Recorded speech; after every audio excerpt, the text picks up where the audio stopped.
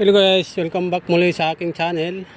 Guys, pagdating nyo po ito dito sa circle, itong circle na to, pagdating nyo dito, ito po yung, itong pag tinumbok nyo po ito diretso, Nisto po ito, Nisto. Papuntang Nisto, itong side na ito, Nisto. Ito yung Alpati Club. Sa mga naghahanap, isa ko lang yung mga naghahanap po ng vulcanizing shop dyan sa area dito, sa area ng Mubaras. Tandaan nyo po, ito yung ito yung Alpati Club. Ito yung Alpati Street. Itong Alpati Street, ito po yun. Alpati Street. Ito naman mahaba na to mula ito hanggang doon. Mula doon. Iyon po ay bin Khalid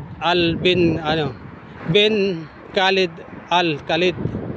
Yun, makikita nyo po sa video. Ayun po. Street. Ito po. Khalid bin Al-Walid. Ito po, itong tutumbukin nyo. Pag tinumbok nyo po ito, makakakita po kayo dyan ng dalawang stoplight. Mula dito sa circle na to itong tutumbukin nyo. Papunta yung Khalid bin Al-Walid Street.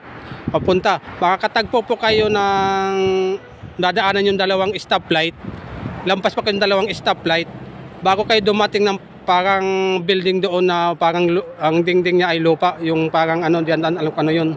Basta diretso niyo diyan, madadaanan yung bandang, pagpapunta ko yun doon, bandang kaliwa siya.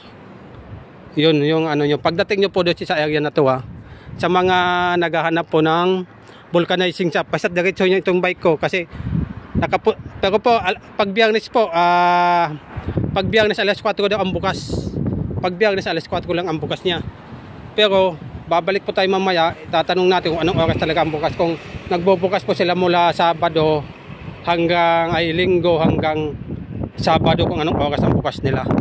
Yan po tandaan nyo po itong location, Alpati Club. Diretso nyo yung Alpati Street na to. Ito yun, likod ng Alpati Club.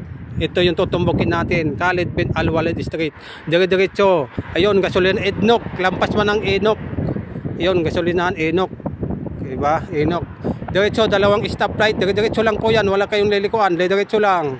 Yun, may makikita nyo bandang kanan. Makikita nyo. Pag ordinaryong araw, bukas yung Biyernes kasi, Sabado, Biyernes, S4.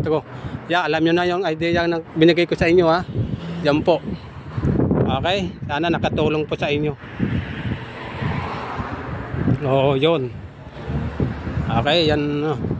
Kasi medyo tipid ako mag-vlog kasi nasa tayo, bansang Saudi Arabia. Hindi katulad ng malayang bansa tayo talagang ako medyo